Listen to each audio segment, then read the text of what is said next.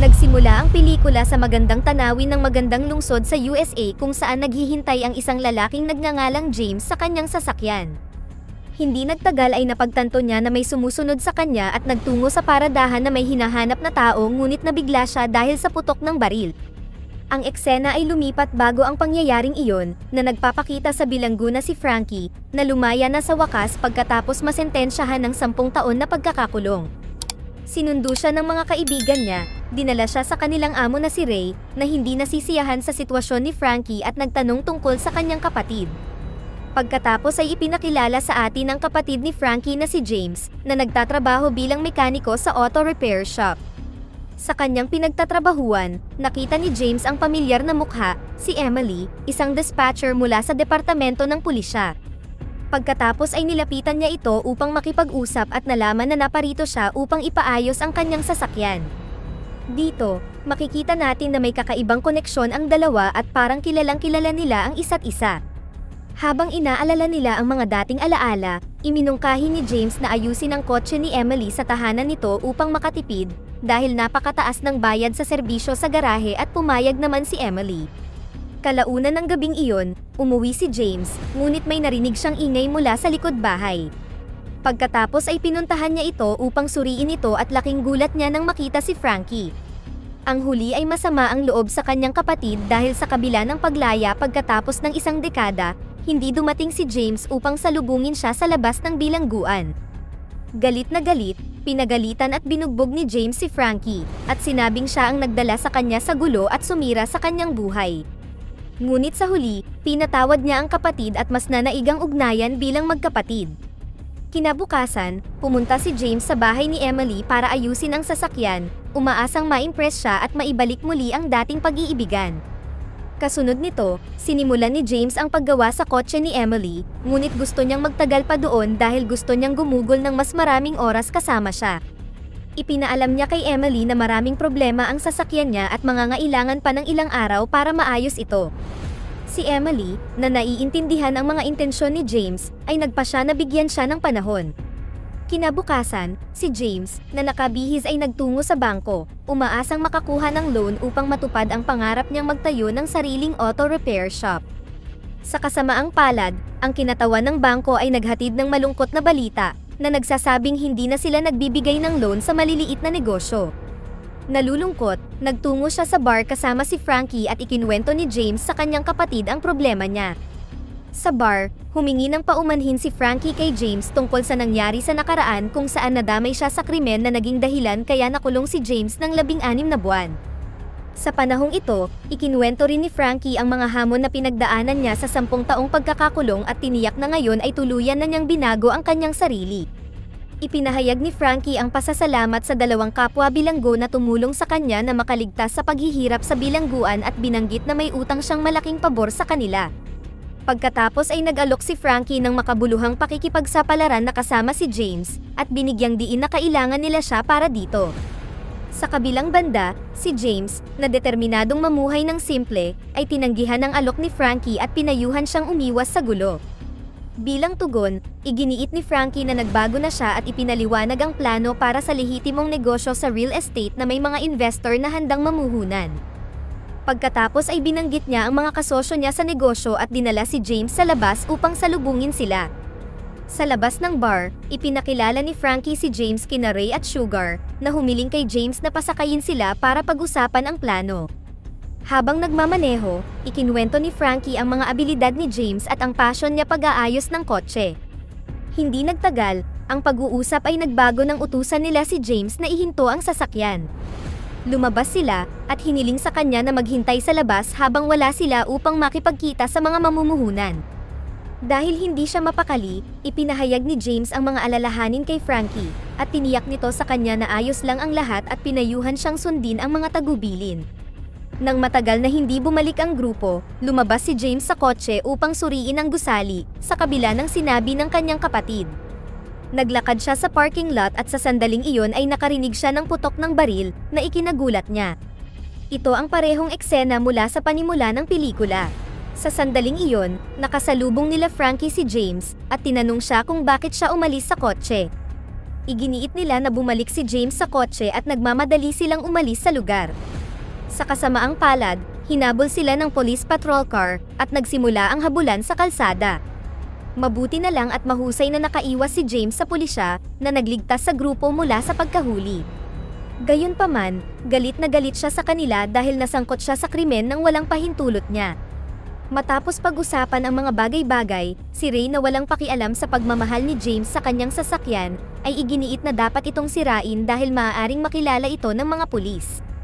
Malungkot, bumalik si James sa bahay, hindi gustong makitang nasisira ang kanyang sasakyan, at nagsimulang mag-impake upang umalis sa lungsod. Sa sandaling iyon, dumating si Frankie at sinubukang ipaunawa kay James na wala siyang alam sa murder.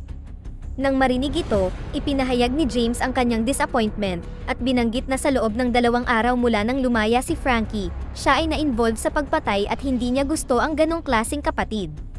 Nadagdagan pa ang galit niya nang dumating sina Ray at Sugar, pilit na pinipigilan si James na umalis at kinuha ang susi ng sasakyan niya.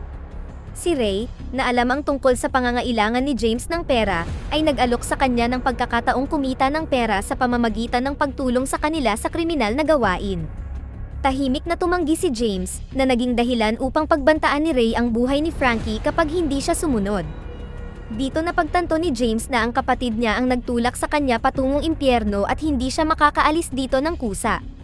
Kinabukasan, isinama ni Frankie si James sa base ng gang, kung saan nalaman ng huli na ang mga miyembro ng gang ay mga mapanganib na kriminal na may kakayahang pumatay ng sinuman nang walang pag-aalinlangan. Ipinakita sa kanila ni Ray ang mapa ng lungsod at binanggit ang planong pagnakawan ang isang bangko.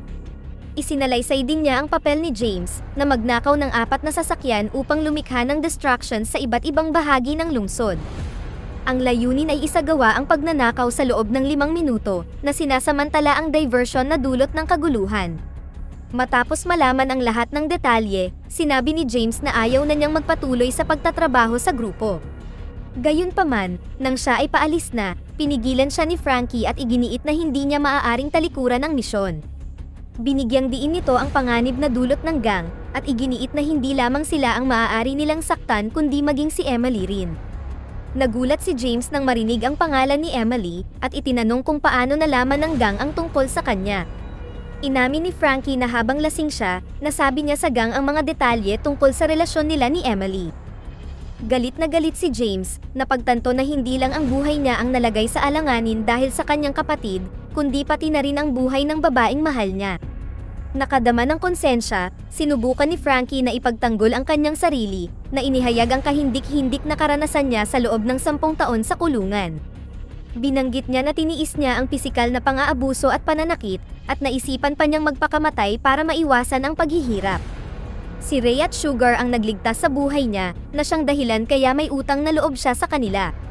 Nag-aalala din siya sa posibilidad na patayin siya ng gang pagkatapos ng pagnanakaw, ngunit nagmamakaawa siyang tulungan siya ni James, umaasa na maililigtas siya ng kanyang kapatid. Gayunpaman, lumayo lang si James na may luha sa kanyang mga mata. Sa sumunod na eksena, makikita si James na nagtatrabaho sa kotse ni Emily at sinabing iabot sa kanya ang toolbox. Sa panahong ito, lumalim ang kanilang relasyon at muling umusbong ang malakas na pag-iibigan sa pagitan nila.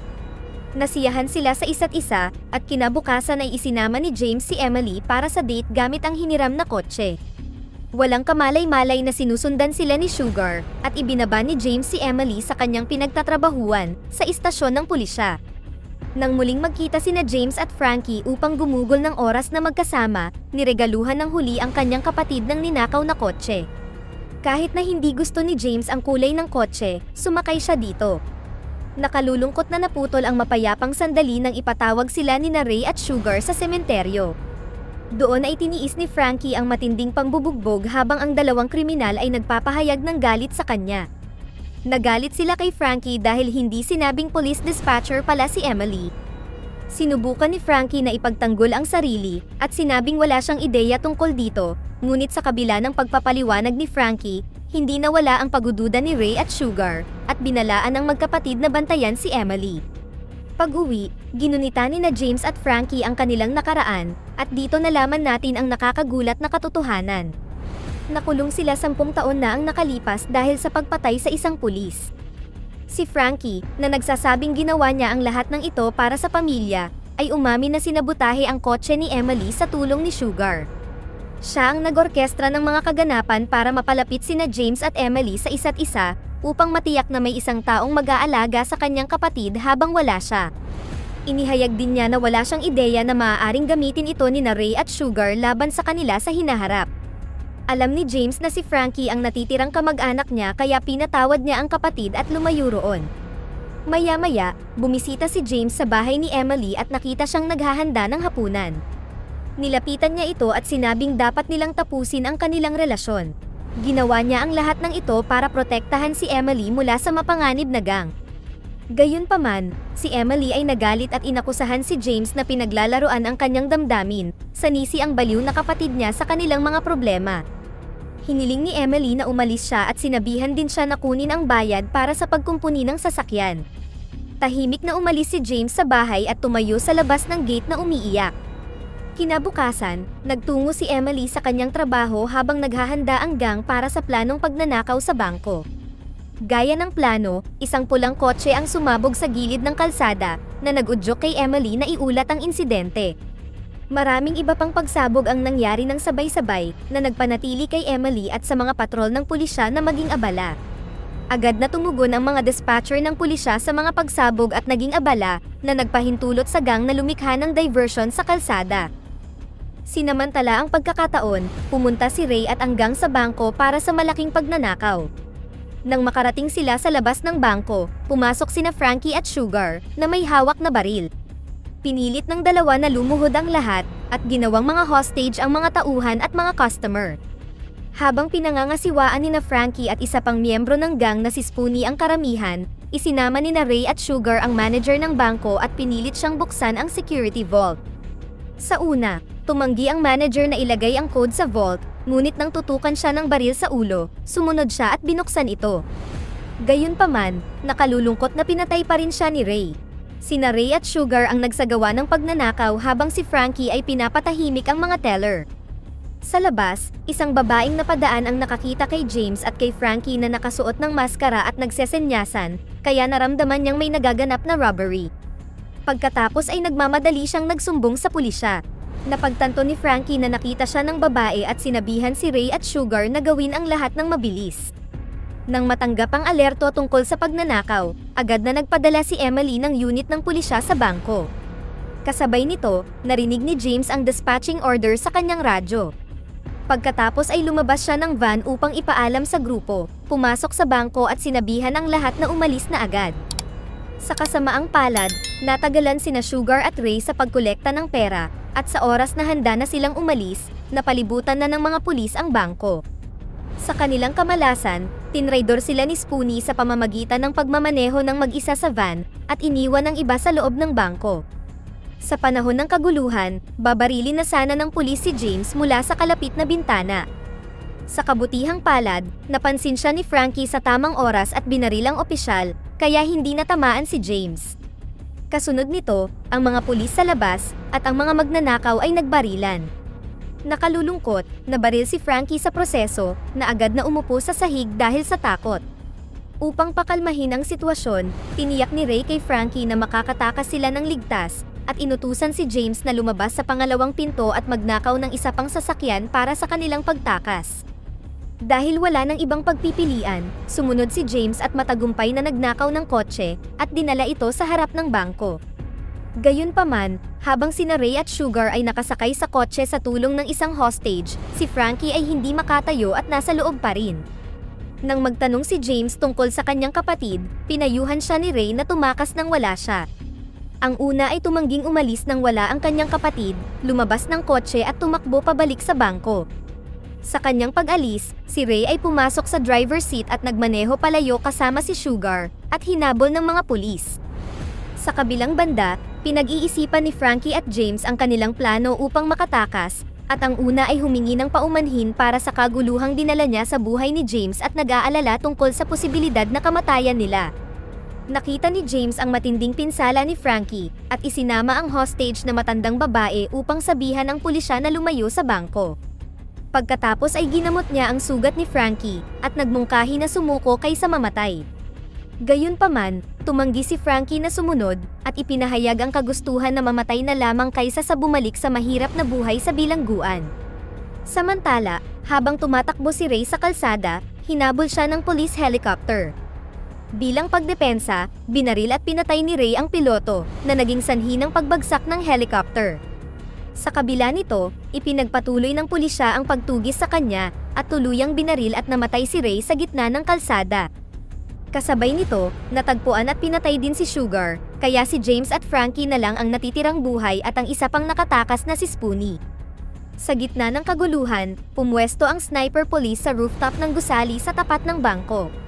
Sa loob ng bangko, humingi ng tawad si Frankie kay James sa pagnanakaw sa kanyang kabataan at pagsira sa buhay niya. Pagkatapos ay bigla niyang sinuntok ang mukha ni James at natumba ito na naging sanhi ng pagdurugo ng ilong niya. Pinilit ni Frankie ang isang hostage na lapitan siya at pinalitan ang damit ni James upang magmukha siyang hostage. Dito, nalaman natin na si Frankie ay handang mamatay sa kamay ng mga pulis, umaasang mapagkamalan nilang hostage si James at mailigtas siya. Habang nanghihina pa rin si James, dinala siya ni Frankie sa labas na may nakatutok na baril. Nang makarating ang dalawa sa labas ng bangko, sinadya ni Frankie na lumayo kay James, na nagpahintulot sa sniper na patayin siya gamit ang headshot. Nasaksihan ni Emily ang lahat ng ito sa TV at agad na nakilala si James at ang kapatid nito. Nagulat sa pagkamatay ng kanyang kapatid, dinala si James sa ambulansya para gamutin. Sa kasamaang palad, nang buksan ng paramedic ang mga damit niya para sa paggamot, napansin niya ang bulletproof vest sa loob at napagtanto na si James ay isa rin sa mga magnanakaw. Bago pa man makagalaw ang paramedic upang magsumbong, agad siyang inatake ni James at naglakad palayo. Maya-maya, tumawag ang paramedic sa police station at natanggap ni Emily ang report. Gayunpaman, mas nanaig ang pagmamahal niya kay James at hindi siya nagpadala ng anumang pulis, at lumabas na lamang sa kanyang office. Nagtapos ang pelikula kay James na sumakay ng bus palayo sa kaguluhan ng ligtas. Dito na nagtatapos ang ating kwento. Sana ay nagustuhan nyo, mag-subscribe na kung hindi ka pa nakasubscribe, pindutin na rin ang notification bell at like button upang matulungan ang channel, and leave a comment down below, and as always, thank you for watching.